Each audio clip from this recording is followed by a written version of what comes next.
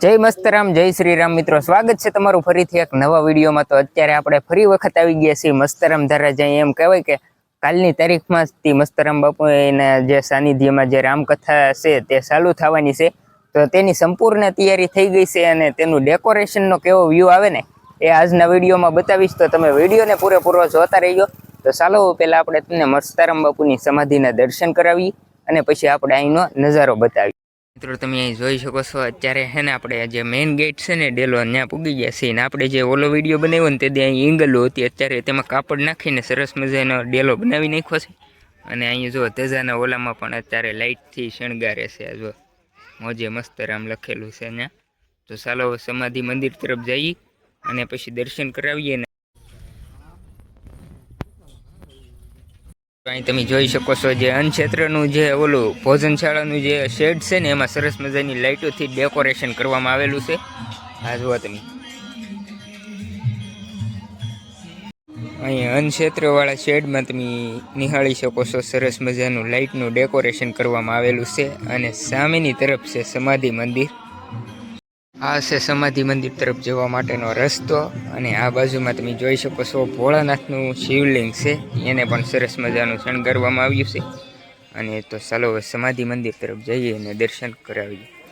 અને અહીંયા તમે નિહાળી શકો છો અત્યારે લાઇટ ફિટિંગનું કામ ચાલુ છે ડેકોરેશન માટેની।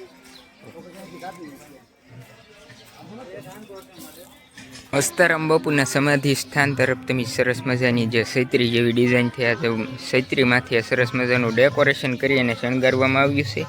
અને અહીંથી તમે મસ્તરામ બાપુના દર્શન કરી શકો છો।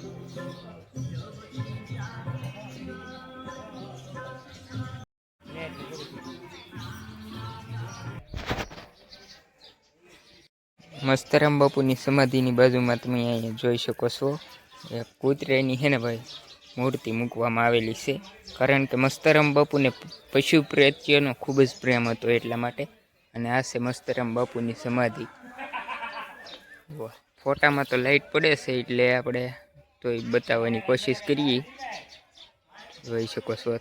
અને કોમેન્ટમાં જય મસ્તરામ બાપા લખવાનું ન ભૂલતા।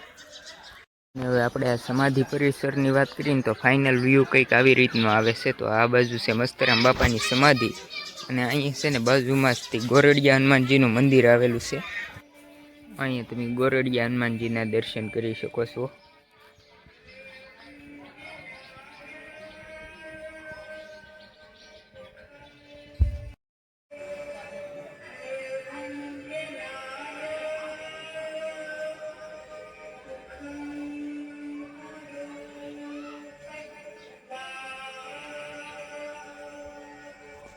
મિત્રો આવડો હતો સમાધિ પરિસરનો વ્યૂ, અને પાછળ હજી લાઇટ લગાડેલી છે પણ એનું કામ ચાલુ છે ને એટલે હજી ચાલુ કરવામાં નથી આવી। તો ચાલો કથા મંડપ તરફ જઈએ અને ત્યાંનો વિડીયો બતાવીએ।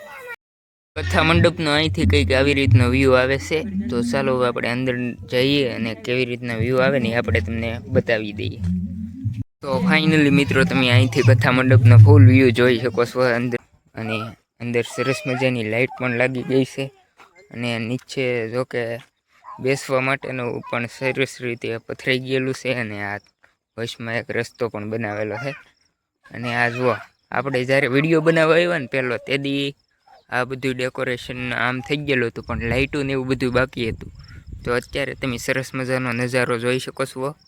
આ જુઓ સરસ મજાની લાઇટો પણ લાગી ગઈ છે અને ઉપર પણ સરસ મજાની ડિઝાઇન પાડેલું છે ને ભાઈ કે જે કથા મંડપ છે ને એની અંદર આવી ગયા છે। અને અહીંયા તમે તૈયારી જોઈ શકો છો। આ જે એક બાજુ ભાઈઓને બેસવા માટેની વ્યવસ્થા છે અને એક બાજુ બહેનોને બેસવા માટેની, એવી રીતના અલગ અલગ વ્યવસ્થા છે ને એને વચમાલી છે ને ભાઈ આ બાપુને વટવા માટેનો આવડો કેળો છે। તો ચાલો હવે અત્યારે તો અહીંયા બધું સાઉન્ડ ચેકનું ને એવું લાઇટ ફિટિંગનું ને એવું હજી કામ ચાલુ છે। તો ચાલો હવે આપણે એકવાર તમને સ્ટેજ બતાવી દઈએ। અને આપણે અત્યારે સ્ટેજની નજીક પહોંચી ગયા છીએ અને અહીં તમે સરસ મજાનું સ્ટેજ જોઈ શકો છો। અને આપણે જે આ થર્મોકોલમાં જે ઓલી વસ્તુ બનાવતા હા ને એ જો અહીંયા ડેકોરેશન કરવામાં આવેલું છે। આ બધી થર્મોકોલમાંથી બનાવેલી છે। આ પટ્ટીઓ છે ને ઉપર ડિઝાઇનની એ તેથી આપણે ઓલો પહેલો વિડીયો મૂક્યો અને એમાં થર્મોકોલમાં કાપીને અને બનાવતા હા ને અત્યારે સાઉન્ડ સિસ્ટમનું કામ ચાલુ છે।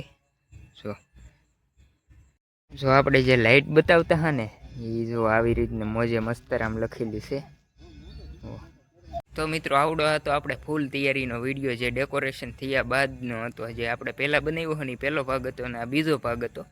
તો જો મિત્રો તમને આવડો વિડીયો ગમ્યો હોય ને તો વિડીયોને લાઇક કરી દેજો, તમારા મિત્રો સાથે શેર કરી દેજો અને કોમેન્ટમાં જય મસ્તરામ લખવાનું ન ભૂલતા. અને આવા ને આવા જ વિડીયો જો હોય ને તો આપણી ચેનલને સબસ્ક્રાઈબ કરી લેજો, જેથી કરીને તમને નવો વિડીયો બનાવું ને એટલે તરત ટપક કરતી નોટિફિકેશન મળી જાય.